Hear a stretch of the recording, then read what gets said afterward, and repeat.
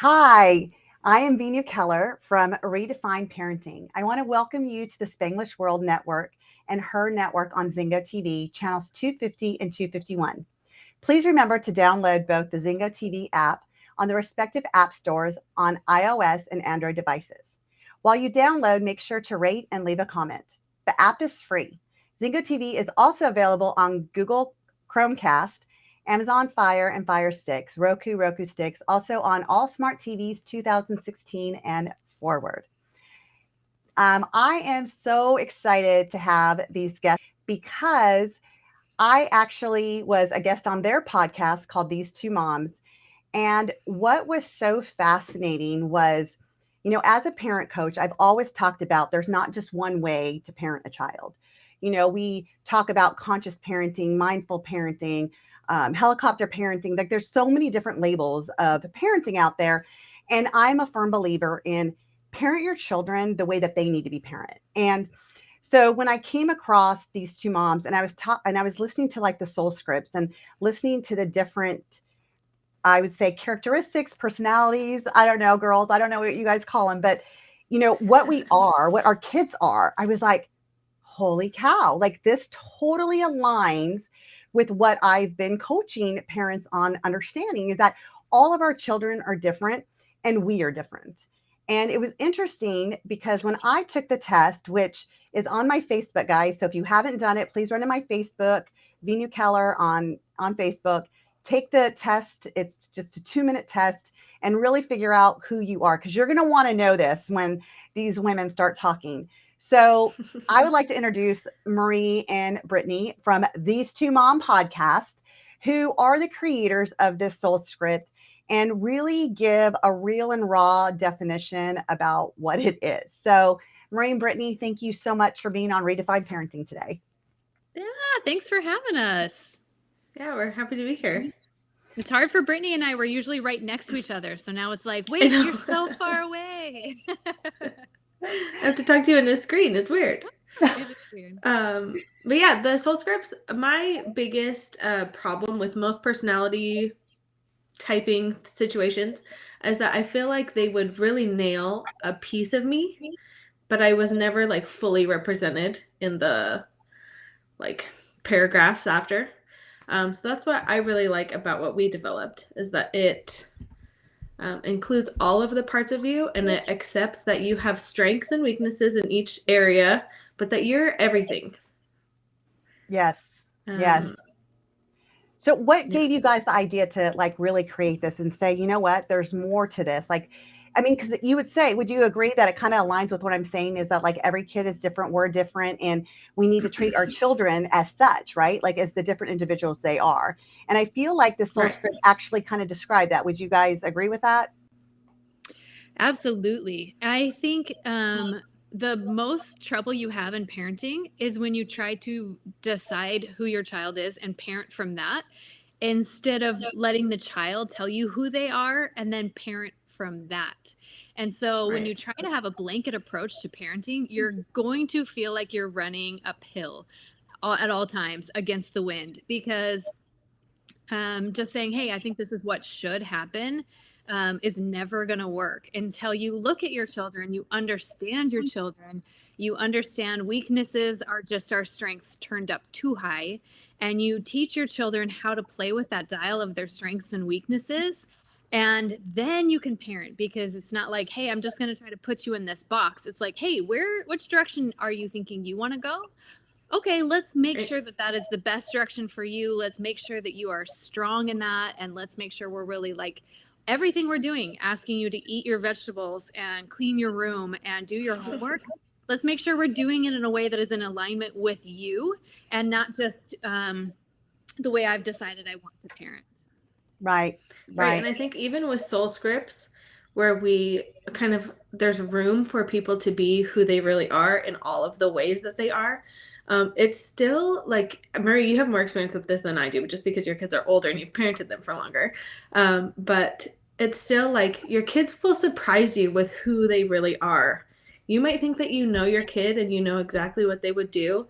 But then when you get down to it and you like ask them, oh, you're not doing this thing because you're I don't know, lazy, right? You're not doing it because of all of these other reasons that are a whole different piece of your personality. So I think parenting is very evolutionary in that way, Yes. and that you can never really like nail people the way that you think they are who they are. Wow, talking in circles now. I think that's one of the um, reasons why we wanted to create this. And because we made the test mhm. ourselves, we're like, hey, we're scrapping all the other tests and we're starting over. And we actually had some of my kids and their friends come over and take the test. So I had them take another personality test, and they all ended up as healers, which I did not know that they were going to be. And it was like they got so lost in the other tests we were taking that like they didn't really, they were like, I don't know, I'm just guessing. So then we had them take our test, and they were like, oh, okay, now I know what I'm talking about. Okay, here's this, here's this. They all still did surprise me. I had pegged a lot of them as things that they were not. And one of the things that we talk about that comes from meshing a lot of the different personality stuff together is motivation. And so it comes down to like, hey, I'm looking at this outward appearance, and like you're not doing well on your homework. I'm assuming it's because you're lazy. You're telling me it's because you have anxiety. And I didn't even know you had that. And so we wanted to make Right. sure that we had some place that covered like a ton of different situations, and that they could come and tell us it through taking the test, like, hey, this is who I am, and this is where I'm leading from in this area, this is where I'm leading from in this area. And I think that's what we really liked most about meshing this all together, is that like a lot of parents will say, oh, tell me what my kid is, they do this, this, and this. And I always say, can you just let Take them tell you, like, right. take the Right. test and let Like, them. actually, your kid is everything. They Yeah. just lead from certain places and certain areas.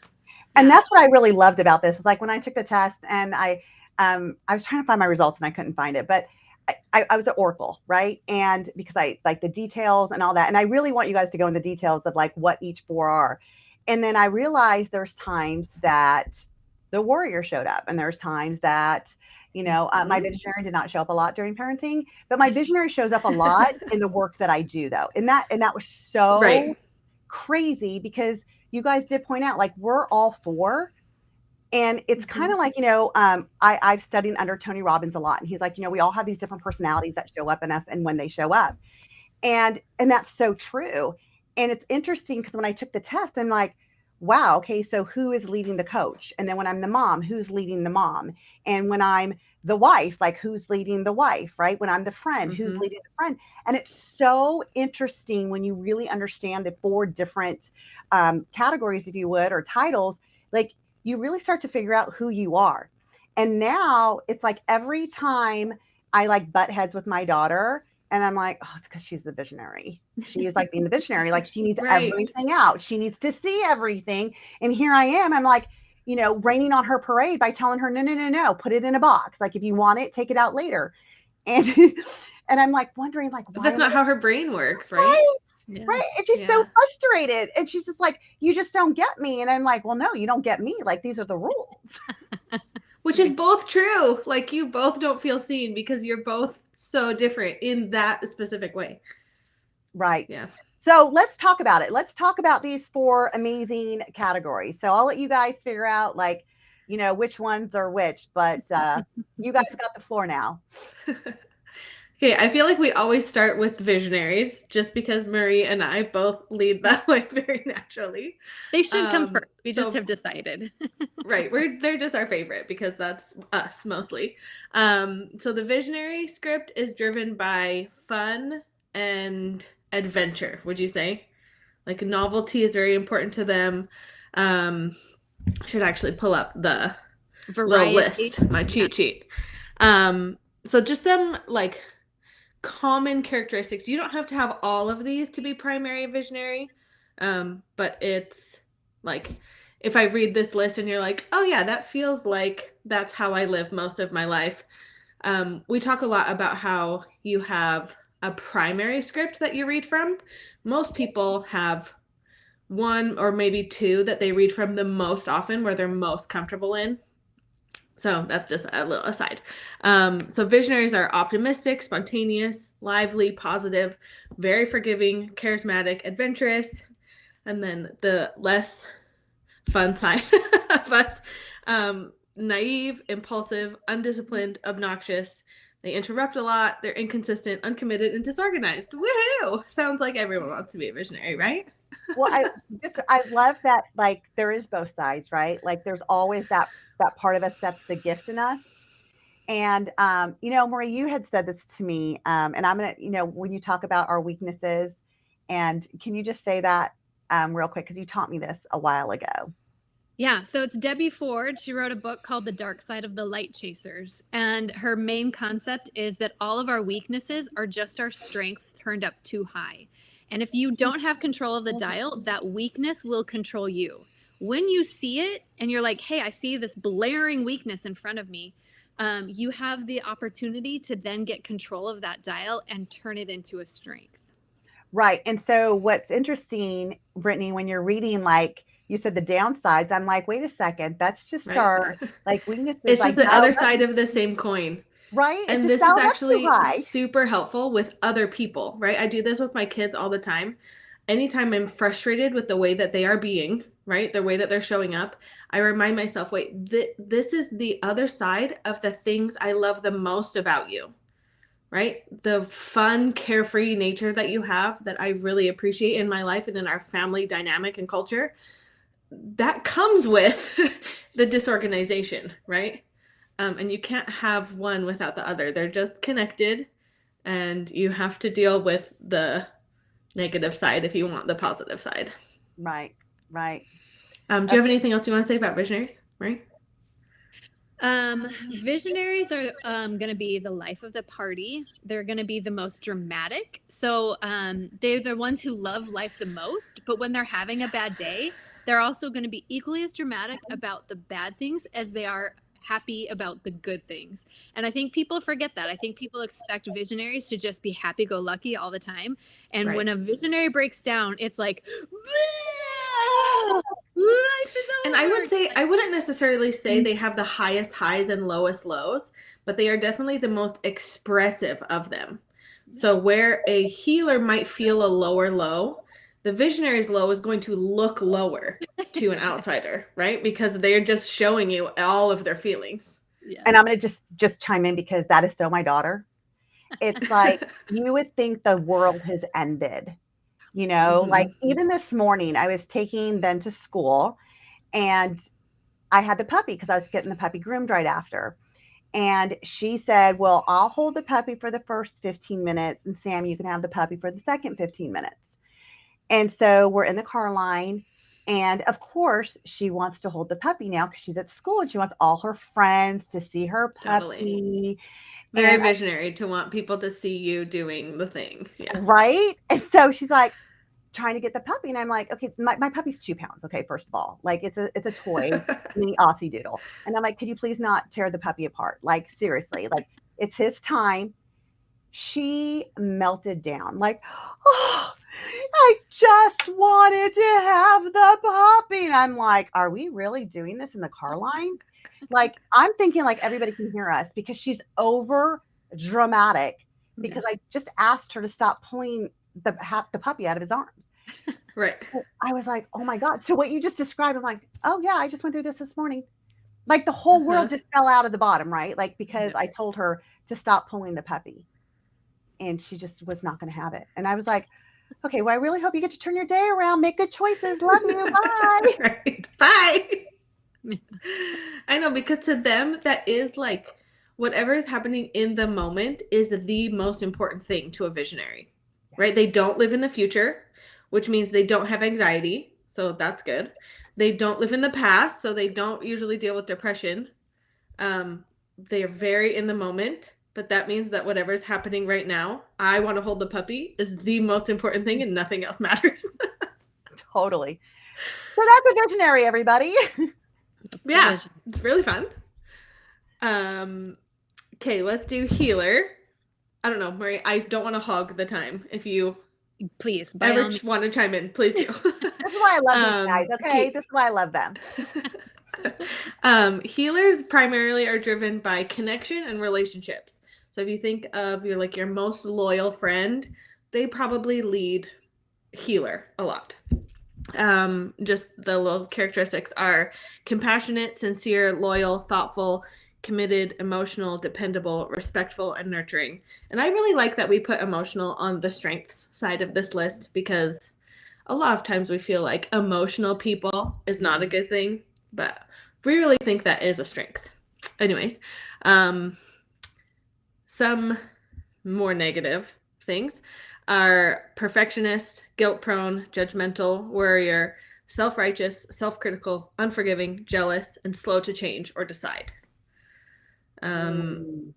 That's a lot, right? So on the plus side, they're going to be the best gift givers, right? They are going to feel, because that gift is a connection. It's like, I hear you, I see you, I've been listening to everything you said. I know that like 3 weeks ago you randomly commented that you love this candy, and now it's going to be a gift. Like they're just so thoughtful in that area. On the negative side, they're going to be like, I guess I see this as a negative. It's not necessarily, but their ships turn slower. And so if you're, need to change course, it's like, you're going to have to give the healers some serious amounts of time to change course. Case in point, we're trying to move. It's been 1.5 years since I brought this up, and my husband's still, just barely changing feet. Yeah. And still every once in a while has a panic attack. And it's mostly just because of the change and the what ifs and the unknowns. Healers really struggle with that because they just don't know if they're going to be able to feel good and safe in the new house. They don't know if they're going to be able to, for a healer man, which is a lot of people have a hard time putting the two of those together. But for a healer man, it's like, I don't know if I can provide for my family in the new house. I don't know if I can make sure everybody is emotionally supported. And it's like, the rest of us are like, it's going to be fine, I promise. And it's like, and it's like, it takes them a little bit. But leaving the safety bubble is hard for a healer. Very hard for a healer. So if you have a lot of kids who are breaking down in the morning because they can't get their minds wrapped around going to school, you likely have a healer child, and they're just like, this is my safety bubble. I don't know how to feel safe at school. So some tools of teaching them how to take their bubble with them, even some visualizations that they are in a bubble and their safety goes with them. Their safety's not in a place. They are the safety. Little tools and tips and tricks like that will help a healer child be able to feel safe wherever they are. Right. And, it's interesting because so the twin of my daughter he's a healer, and I can fully appreciate that because, and he gets embarrassed really easy too. Right. So, and when he gets embarrassed, he gets upset, and he's emotional. And I think that people have a hard time with boys or men being healers because you say the emotions. Totally. But when I hear emotions in the healer, what I hear is that they're very in tune with their emotions. They are very in tune with what they're feeling and how they're feeling in that moment. And the hard thing is if you have a healer who has been disincentivized to connect with themselves, then they cut off that piece of them. Right. Or repress it and say feelings are bad. This happens a lot with men and boys because they're socialized to not feel feelings. Right. So you can have, just with that, because one of the things that I've always coached the parents I work with is allow your kids to feel what they feel in that moment. Don't wrong the crying, don't wrong the anger, don't wrong the sadness, just like you're not going to wrong if they're happy. Right. Right. Right. And so we have always allowed our kids, we always say, your room is your safe space. You can go be mad in your room. You can go be sad in your room. You can go be happy in your room. You can go be confused in your room. Your room is your safe haven. And to this day, my healer son, he will always go to his room when he's having that emotion. I don't even have to say, okay, you're entitled to feel this in your room. He just automatically goes. And we actually did this journal where he wrote down what made him angry, what would he rather feel, and what did he do to feel happy or whatever he wanted. And what he always put, what made him feel better, was in my room, because that's his safety bubble. That's because we've allowed him to have that. We've never shamed him for his emotions. We never said, you know what, you need to dry those tears or suck it up or that's Right. enough of that. Now, when they're little and we're teaching them the transition from crying from what you want versus using your words for what you want, we would say crying's all done. You know, crying is all done. Use your words. So that we kind of probably suppress the crying. And when a child is feeling that emotion of crying because they're embarrassed they fell outside in front of their friends or they, scrape their knee or whatever, allow them to feel that. And with my healer son, it is so important we do. And we don't put a time limit on it. We allow him to feel however long it takes. And it's almost a ritual now with him. Like when he gets upset, we're like, oh, we can hear the stairs. We know where he's going. And then he comes out. And then even with my Mother's Day card, he wrote it was interesting because I always think my daughter's going to write that beautiful message of appreciation, but it's not. The Visionary's not like that. He is though. He's like, and I just want to appreciate how hard you work for us, Mom. And I'm like, oh God, he's so Thank you. sweet. I'm not guilty for always working. See, he realizes that. And that's how a healer can make you feel, right? Like, oh, you see me and you appreciate me and you know me and you love me. Like that is from a healer every time. Or Right? at least that person's healer piece, right? So Maria, appreciate your husband because you probably feel seen and heard by him. Yeah. Healer man. There was a concept that you guys talked about though, and I believe you called it the broken healer, maybe? The Or wounded the wounded healer. Can you, because that was an aha moment for me. Can you explain a little bit about what does it mean to be the wounded healer? Yeah, Brittany, take it away. Okay. I would say that I will start by prefacing that anger is a secondary emotion, right? And healers, I think, feel the deepest just because relationships and connection are so important to them. That's like their primary reason for living. So when they have been hurt in their primary motivation, right? When they have a hurt relationship or a hurt connection, they will, like, their sadness can be, not every time, not everyone, but covered by anger, which is very defensive mechanism, right? Obviously. And they can read from the warrior script to kind of protect themselves and their feelings. So if you take the quiz and you come out as a healer and you're like, I did not think that I was a healer. Or if you're like listening and you think of someone in your head, in your family or in your friend group, where you're like, oh, I thought they were a warrior because they show up really like bold, brazen, strong, independent. Ready to burn that the is world a facade, right? That is a shield and sword in hand to protect their like little teddy bear healer heart. I totally see that. And I see that in him too. And I feel like, and it's so funny you said that, anger is a second emotion because that's what I tell everybody. I said, anger is not the first thing that they feel. Anger is the release of what they really are feeling. And that's the only way they know how. Or the cover up, right? Right. Like to get it out or because they don't want to be vulnerable, right? Because vulnerable people have this idea that if you're vulnerable, that you get hurt. So it's like, I'm not going to get hurt. So I'm going to come out as Which anger. is true sometimes. Yeah. Right? No, That's not totally from nowhere. It totally Being is. vulnerable sucks. It does sometimes. And sometimes it's our biggest gift and our biggest strength to be vulnerable and because we want to connect. And that's the thing about the healer though. They love connection. They get connection through emotions. And they need it. And it's like, kind of like, oh gosh, do I get to be vulnerable today? Or am I going to get hurt? Or, so it's almost like they have to wear that mask of who they really are and what they're really feeling in that moment. And I see that in my son. I see that a lot. And I actually see a lot of that in my husband as well. I haven't really depicted what my husband is yet, but I would be on the fence to say that he's probably more of a healer, but he's really fun and adventurous too. Like he really rather do fun than anything. So, and he might lead from both really often. And that's like, that's what I love so much about the soul scripts is you're not one thing. You're all four. You might have a primary one and some people are more, their pie chart is more one way or the other. Right. That's interesting.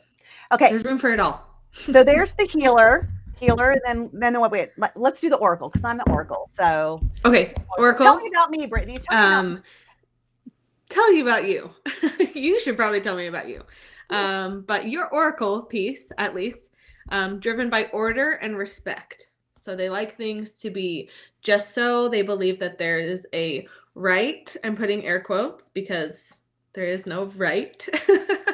But oracles think that there is a right way to do things or a right way that things should be. They're very logical, detail-oriented, very efficient, organized, tidy, mature, self-assured, observant, analytical, insightful. There's a lot of like intellectual sounding words. You don't have to identify as like a brainiac with an IQ of 150 to be an oracle. You can just, if you like systems and organization and having things the way that you like them, oracle. That's so me. Spot on. And by the way, there is a right way, and you're doing it exactly right. So keep going. Perfect. They can also be self-critical, too serious, stubborn.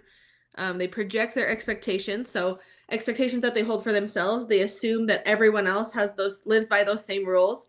And when those rules are broken, they're like, I don't even know how to explain how an oracle feels. Just how are you being this way? This isn't the wrong way to be, right? They can be judged as cold, facts over feelings, indecisive, unenthusiastic, very black and white, and can suffer from analysis paralysis, which is one of my favorite words just because it rhymes. But if you have ever been, and this is different from fear of a better option that a visionary would suffer from, right? Which is why the motivation is so important to look at. So analysis paralysis is where the oracle is like so overwhelmed with the information in front of them that they can't make a choice because they want, and why is where all of the real truth is found, right? They can't make a choice because what are they afraid of? What do they want from this best choice? They can't be wrong. Right. Because of what it would look like for other people to see them, right? They want respect. And if they make a wrong choice, people might not respect them. Whereas a visionary wants the best choice because they just want the most out of whatever is on offer, right? They want just for themselves. They don't care if someone else thinks that they're dumb for their choice. They just want the best thing on the menu. So spot on. And that is me through and through. And like it shows up in my life. And it's funny because I was telling my husband, I'm like, we've been together 11 years. Like, you still don't know this. Like, if my husband was able to be listening to this right now, which he's not because he's at work, but he'd be like, oh my God, like Brittany has nailed Veenu. Like, that is so her. And I'll say to him, like, how, like, we've been together 11 years. Like, seriously? Like, you still haven't gotten this about me yet? And he's like, yeah, no, apparently not.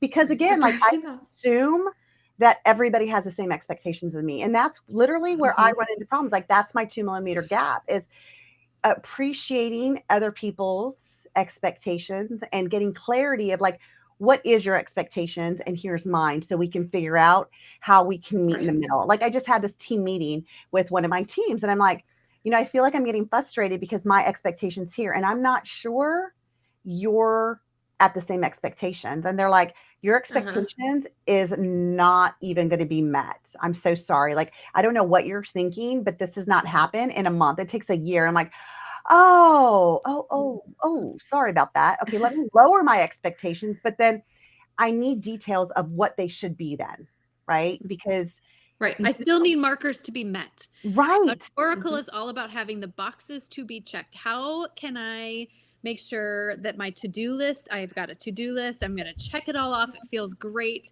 The one thing that we tell everyone, and that I really need every oracle to hear me right now, is that your worth is not connected to how much you get done on your to-do list. There are no amount of boxes to be checked that will determine your value.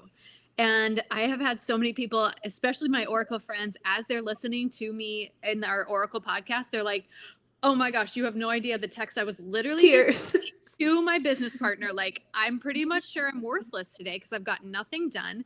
She's like, I needed to hear that. And it was like, okay, I will tell you over and over again, your worth is not connected to anything outside of you. There are no amount of markers to be met that will tell you that you are good enough, that your day is worth it, because you're worth it as is. And they're like, I don't believe you, but I'm going to just trust that you're right. I'm like, I promise you. That is It's true. so key. And like, that has been my learning. That has been my learning about, because I grew up with no self-worth and self-esteem. Like, it's been a long journey, a long journey. And I can just honestly say it's only been within the last couple years, but really probably in the last 6 months that I can fully appreciate my worth. And it's internally. It has nothing to do with who Right. I serve, how many clients, did I do this? Was I successful in that? It was, I had to learn how to let go of that. And I'm still an oracle, and so I'm here to tell all of our listeners and on your podcast is that it is possible. It takes training, it takes understanding, and it is possible. It is possible to separate that. And that sometimes we just have to tune in to the other part of our characteristics that we do have, For and real. and I'm going to be honest, like for the longest time, everybody said, Veenu, life is not that serious. And I'm like, I'm not serious. And I could never understand why they said that. And I just got back from, speaking in Vegas. And a few of the participants actually came up and they said, oh my gosh, you're so funny. And I'm like, wait, can you say that one more time? And they're like, you're Oh, so stop, but please don't. funny. I really had to hear that, Mm-hmm. I really needed to hear that. I really needed to hear that authentically. I didn't have to try. I didn't have to check off a box to say, oh, okay, boom, boom, boom, I'm funny now. I was just being me, and people found that it was fun. But I let go of all the checking the boxes. Yeah, and no matter what your primary script is or which script you lead from the most often, people's core needs are the same, right? We need to feel seen and Yep, heard and unconditionally accepted. 100%. And that's true for all of us at all times. 100%. And the other thing that's true about all of us at all times is we have to stop shooting all over ourselves. Oh, Like, you cannot This is say, my favorite. I should be this. I should be this. I should have done this. My kids should be happy. That means I'm not a good mom. Like, your kids are going to have bad days. Your kids are going to be snots at times. They're going to have moments of breakdowns. Because they're human. And so I love, there's one quote that says, we cannot expect our children to achieve a level we ourselves have not met. I Like, love we that. still have bad days. We still are sad sometimes. We still overreact. We still are snotty at times. Like, I sometimes am driving and I'm yelling at all the other drivers because they're not following my rules. Right. My kids see When I that. honk my horn, my kids are like, what happened? What did they do? I was like, What? they're Was an this idiot. dangerous? Blah, blah, No. blah. It's like, They didn't get my okay, memo I'm on how I need to drive today. They need to get my memo before they get on this road. Yeah. And so we get to offer our children the same grace that we also get to offer ourselves. Right. And that is that everybody has moments of breakdown, and those can lead to, continual breakdowns or breakthroughs, depending on what we're willing to learn from. And what, like I tell people, what you do when your kids are having a breakdown is listen to what they're really saying, because somewhere in there they're telling you what they actually need. And if Right. you listen to that instead of like, I need cereal, it's like, okay, but what's really going on? When you can listen to what actually is going on and meet them there, the breakdowns stop and the connection reignites, and they feel safe and they feel seen and they feel heard. Any of these scripts, one of the things we talk about a lot too, is any of these scripts, when they're not feeling safe to be them, they will be like up to 100 of their bad parts, right? Mm-hmm. So anytime a visionary is not feeling safe in their script, they're going to be extra bouncy and out of control and obnoxious. When a healer is not feeling met and seen, they're going to feel extra clingy and extra emotional. Mm-hmm. When an oracle is not feeling met and they're feeling safe to be them, they're going to be extra cold and analytical and come across standoffish, like just like, no, thank you, right? And so if you can meet your kid and make them feel safe in who they are, if you're like, I can't handle that they're being like this, instead of trying to change who they are, meet them where they're at, and they will naturally just simmer on down, and their best parts of them will return. And that is so key. And I just want to, there's a couple of things I want to touch on that you said is, you know, breakdown or breakthrough. Every breakdown can be a breakthrough. You know, what we try to do is we try to go around it. The kids having a meltdown at Walmart, and instead of hearing them, because kids are going to give you their formula. If we are present with what is happening in that moment, and we're not like, oh my God, I'm so embarrassed, or having this meltdown in Walmart, what do? I'll give them the lollipop. Okay, because that's going around the problem. That's not growing through the problem. Figure out what is so uncomfortable. Are they overstimulated with everybody? Is it too cold for them? Like, what is really going on with them that every time you get into Walmart, they're having a breakdown, they're having a meltdown? If you've got to be present with them. And the best way to do, and I even spoke about this on your guys' podcast, and I spoke about a couple episodes ago, is be curious, not critical. Ask them, what is it that you need? I want to support you. And it is so interesting because as you're speaking about that, like, I'm now thinking like, oh my God, that's why she's so hyper. Because when I am like shut down and I'm like zoned in what I need to do, I can hear her like outside. I'm like, oh my gosh, like, holy cow. But it's in that moment because she's not being seen. So she's going to figure out how to get that done as the visionary.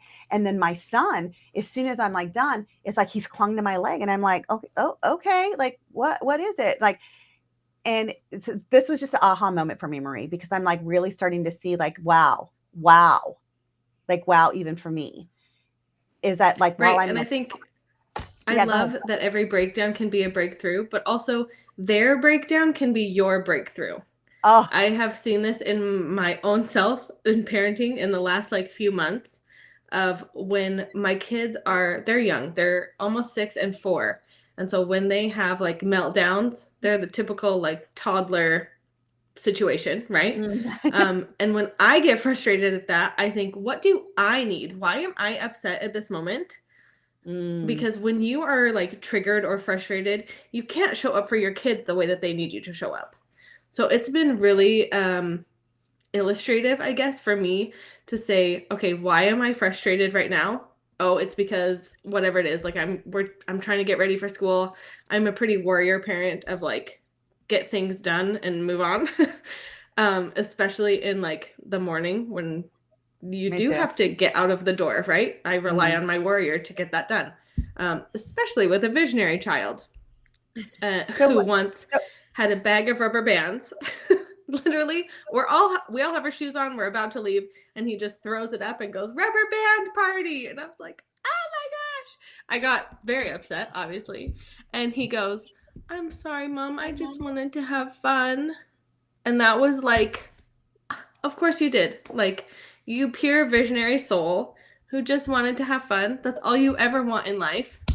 And I like can't be mad at you anymore for your number one desire. Like, what a breakthrough moment though, right? Like, that is such a breakthrough moment for you as the parent to like, because we don't want to take away from the gift of who they are. And your child is the visionary. That's his gift of being the visionary. He brings the fun into your life. Like, that's his job right now. And like, I love that their breakdown can be your breakthrough. And so the people that are listening, all the parents out there that are listening, like, one thing that you can do in order to have this is ask yourself, when you are triggered. I was just coaching one of my clients today about this. Like, when you're triggered from your kid, ask yourself, if I was them, what would I need right now? If I was them, what do I need right now? And the answer is never a yelling parent. No, that's not what they need. They do not need that. No. And the other thing is, like, you can ask yourself, what am I making this mean about myself right now? Because most of us parents, that's super powerful. Especially out in public, when our kids are acting out, like my daughter about the puppy this morning. And I'm like, oh gosh, like, I'm the parent-child whisperer. Everybody knows this. And here's my kid having a meltdown. Oh my goodness. All of a sudden I was making it about me. I made it totally about me. She obviously did not feel seen and heard in that moment in her visionary personality, because all she wanted to do was hold the puppy up so all her people can see her. She had the puppy, right? Which would it have been the worst thing to let her do? No. Maybe not. Now I feel bad. Okay. But this is my breakthrough in this moment, right? Because I'm learning, like, what did I make it mean about me? Right. I made it mean like, oh gosh, I don't have my own kids under control. And like, if she doesn't have her kids no one's going to trust me. Correct. And so, And I think that's one of my favorite things. Like when I teach people, like, I'm like, I started as like, we would have nights, parent nights, where people would come over and I would go through some of this information. And the biggest thing I told them first, straight off the bat, is like, I'm not going to pretend to be an expert because I don't know, ask me when my kids are 30 and 40. Like, I don't know how it's going to turn out. None of us Right. do. It's like building a ship, letting it sail, and then after it sails, trying to change course. You don't know what it's going to do. mhm, And no matter what, like, none of us are gonna ever be able to escape having zero breakdowns with our children. right. Ever. Like, that's, if your goal as a parent is like, okay, I'm watching Veenu right now because my goal as a parent is to make sure we never have a bad day. It's never gonna work. No. That's not human life. Pipe dream. Like, Yeah. that is, yeah, if that's your goal, you're probably a healer because they love peacemakers, but it's just unrealistic because we're all still in this earth to learn. Our trials are our growth opportunities. And so being able to, again, the biggest powerful thing is, like you're doing right now, stopping later that day. Like sometimes it's like, okay, today it's just gonna, like, I can't solve this right now. The power is in a little bit later, sitting back, self-reflecting, walking through your own thoughts and going, oh, I was thinking this, and this. That's really interesting. Healing that piece of you. And then the next time, like a lot of times the breakdowns happen less, but also you catch yourself quicker. Yeah. You go, Right. oh, I'm starting to feel that pain in my stomach that's showing me that I'm in a power struggle. Okay, what do I need to do in this moment to step out of that power struggle? And you learn a little bit more each time through each thing. And it's still, like, life is still going to throw you new learning experiences. And So much. there should be no guilt in parenting. If there is a guilt in parenting, that's just a moment for you to sit and beat yourself up and keep like spiraling downward. Instead, you go to what the lesson is and you look for the light. And what is the lesson in this moment? Guilt is going to take you to darkness. Learning is like, okay, I had this moment that sucked, and our kids are resilient. And Yes. when you go back and you say, hey, earlier this morning you were fighting. I'm sorry that I got upset. What could we do next time to prevent that? If you are feeling frustrated, what could you have said? Breaking down all those moments and finding the light in it and the connection in it, that's where the power is. Because if, Right. like, if you just, both of you said, oh, he threw a rubber band party, now I'm pissed, and she wanted like That's what I did. puppy, and now I'm super angry, and you just stayed there though, and you said, okay, now I'm kind of a bad mom because I yelled at him, and now I'm a Right. bad mom because of this. You would You're just not- be beating yourself up. It Mhm. does make you a better person. Looking Well, for and the then it's light just in going to happen again next time, right? Unless you Right. like debrief the situation, understand the stories that you're telling yourself, apologize to your child because you like hurt them, obviously. There's so And much more power in the apology than in the mistake. never let absolutely. And it's so interesting because I always tell the parents that I coach is that what is your guilt really giving you? It's self-beating because it's Right. like you got spanked as a kid, so okay, I knew that was wrong, so I'm not going to do it again. But then you do it again and you get spanked again. It's what are you really learning? Like, what is the guilt here to teach you? It's you think that you have that much control that you're going to manage their emotion. The only control you have is managing your own emotion. And if you're going to do it better next time, reflect on it instead of beat yourself on it, right? It's like be a self builder, not a self beater, because we need to also reflect this and role model this to our kids. And like you said, Brittany, the powerful thing is an apology, because if they see us apologizing to them and taking ownership, that's what we need to teach them, is that ownership. And on a side note, I have a 28 and 23-year-old, and I do know what it looks like. And I wish I had this in the beginning. And no, I cannot go back and fix it. And I can appreciate the different personalities I see in them now. And I can appreciate giving myself grace for not knowing what I didn't know and doing the best that I could with what I had. And now God gave me a do-over. Thank you, God, for the do-over. And I'm doing it better. It's never too late. It's never too late. My mom is like 70 something. We're all grown people. And she keeps coming back and saying, you know what? I just realized when you were a kid, maybe this hurt you. Are you okay? And we're like, it heals our soul. And so it's just never too late. You do your best. And when you know better, you do better. And it's just never too late to go back and connect. I agree. So we have about 15 more minutes. So we need to get to the warrior. Like, let's tap into that warrior. Okay. The warrior is driven by result and productivity. So they are your goers, they're your doers, they're your get stuff done kind of people. When I unload the dishwasher, I yank out the warrior so it can be over as fast as possible. They are decisive, assertive, determined, responsible, pragmatic, independent, disciplined, and confident. You can all probably just picture someone in your life that is those things. They can be judged for being insensitive, arrogant, impatient, intimidating, bossy, demanding, aggressive, and selfish. And if you couldn't picture someone before, I bet you can now, because So sometimes go ahead. that side is easier. Yeah, go ahead. I really thought, like, because I'm the warrior too, definitely. And then I had to listen to the down, and I'm like, which one do I like better? Oh, I like the Oracle. So I think I'm going to go with Oracle because that's more easy for me. But I'm going to tell you, like, I feel like that's both. Like I lead from both. And Brittany, you said something earlier. It's like in the morning, my warrior's totally in charge. It's when if you have stuff you have to get done, yes, your warrior comes to the front, no matter your type. Oh, the warrior comes out anytime there's time involved. My warrior is like, boom. Let's go. Yep. And I do not have any mercy for the visionary, the healer, the oracle. There's no mercy. We have got to be in that car right now. And I don't know what it's going to take, but I'm going and I'm starting the car. And if you're not in there, I'm leaving. Yeah. If I have to drag you kicking and screaming, that's what it will take. Yeah, totally. The thing I love most about warriors is we always say that they are the ones who are so results driven that they are going to either like change the world or take us all down trying. Like you will know when a warrior has walked in because it's like you feel the passion, the fire, the heat. You're just like, okay, they're here. And it's like they always say they're either going to be the lead, like a CEO of a company, or they're going to be like the CEO of like a chain gang in the prison, right? So it's like they don't care which results they're getting half the time. They're like, I don't care. I just need to see something happening. So when you have a warrior child and you notice like you're going to have the most power struggles with them, you're going to feel the most like they're going to hear you're too much all the time.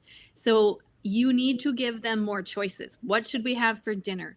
Legos are a huge, like, great thing for warriors because they love to see results of what they create. Look, you had a pile of Legos, and now you created a tower. Look, you did that.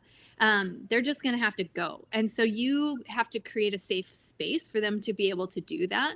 But if they don't feel like they're like getting enough results, they're just going to make the house feel like complete turmoil.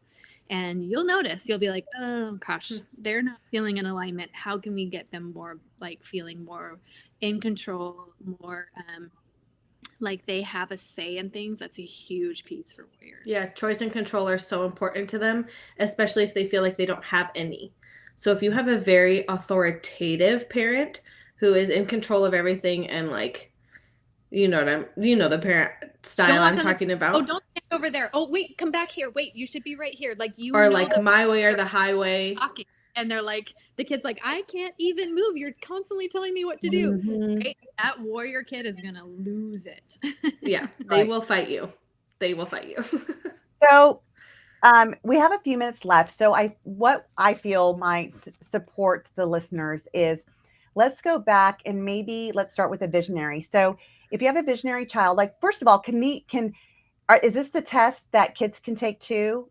Like what would you say for sure about what your kid is? I would say like somewhere 10 and up, they could for sure take it.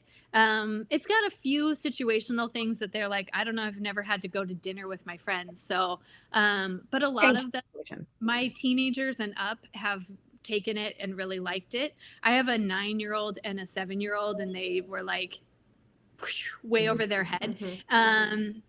And you could probably adapt some of those questions for your younger kids. It'd be hard to It's only 10 questions. It's really not a big undertaking.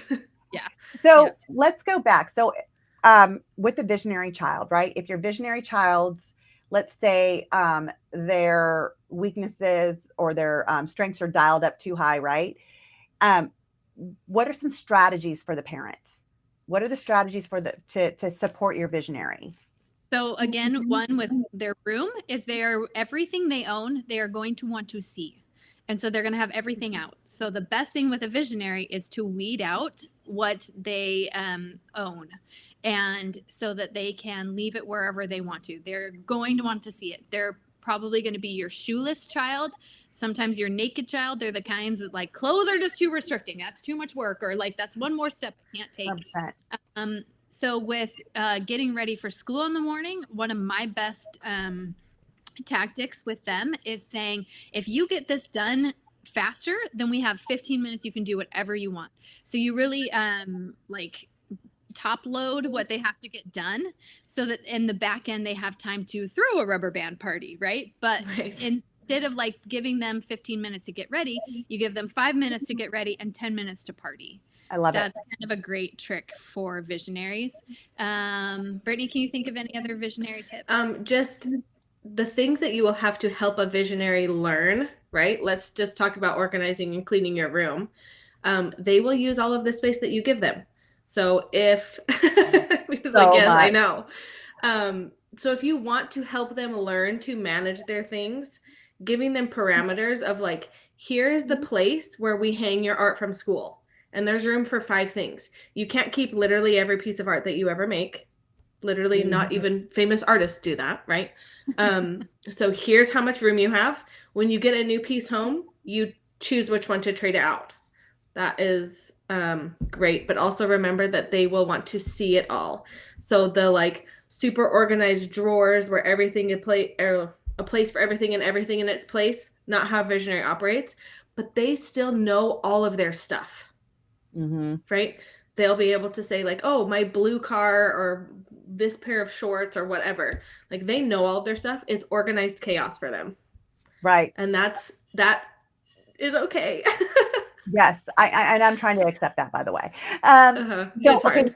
So, we have about 2 minutes. So what about the healer? So what are some tips that you can give parents if they have a healer child? They just need connection.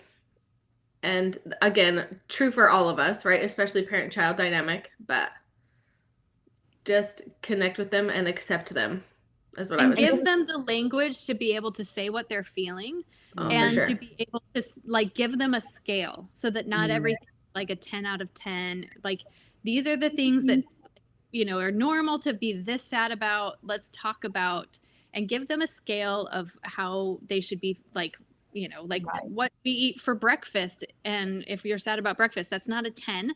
That's not something to cry about. Like this is just a 1, something, and so giving them kind of the tips and tools to understand how to express what they're feeling, how to notice what they're feeling.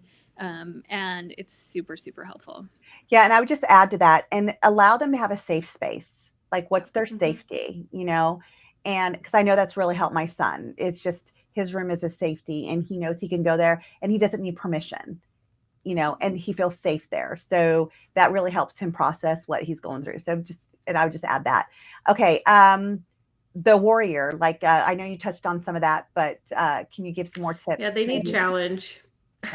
They love challenge. And so if there are things that you want them to do that they're not doing, for a visionary, you would make it fun and make it a game. For a warrior, you make it a challenge and make it like a new thing that they have to learn.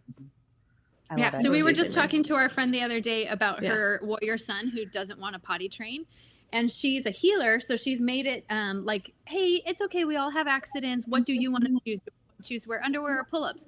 And just yesterday, we're like, you know what? Like maybe it's not working because it's not a hard enough challenge for him. Maybe it's not like there's no safety net. This is what you're doing now. We're moving on. Yeah. And she was like, oh, I don't know. So she hasn't tried it yet. I don't know for sure. Yeah, we can't confirm or deny, but but maybe stop buying pull-ups and deal with the poop accidents for however long it takes and just say, hey, we're not doing this anymore. We're moving on. Like warriors actually respond. I would say it's probably 50-50 if they respond well to being pushed or if they will just push back and be stubborn, right? And that's a very case-by-case, situation-by-situation basis. but worth a shot.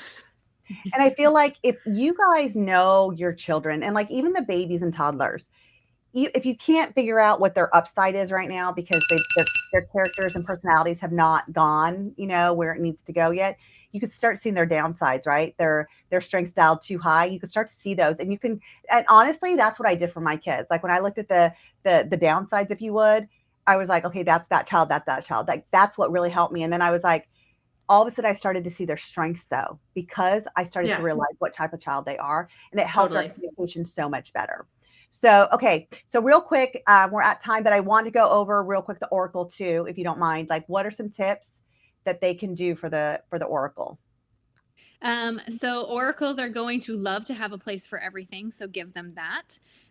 Also, they are going to need to hear more that no matter what they do, they are loved and protected and safe. And they might resist that. I know my daughter hated that. I was like, hey, you know that no matter what grades you get, I'm going to love you. And she was so mad because she's like, well, now I don't know how to measure. It's like, okay, but it's always there. Now I can't measure my worth, so I must be worthless. Right. And another thing is that like oracles love to verbally banter, and they love to verbally debate a lot. And so at first I tried to stop my kids from doing that. And then I realized they were actually having fun. It was annoying to listen to, but they were having fun. And so I would teach them things like, hey, someday you're going to be a great lawyer, but today you don't get to use those lawyer skills with me. This is it. And so they would try to like logic their way in and out of everything. And I had to give a boundary to that. Sometimes it's great to be able to, hey, but mom, I'm thinking this, and like logic your way through things. And there are times where you have to say, and that's scene, the end. And here's the boundary. Yeah, here's the boundary. Great. Get a job being a CEO. You'll do amazing someday. But today, with me, this is the boundary.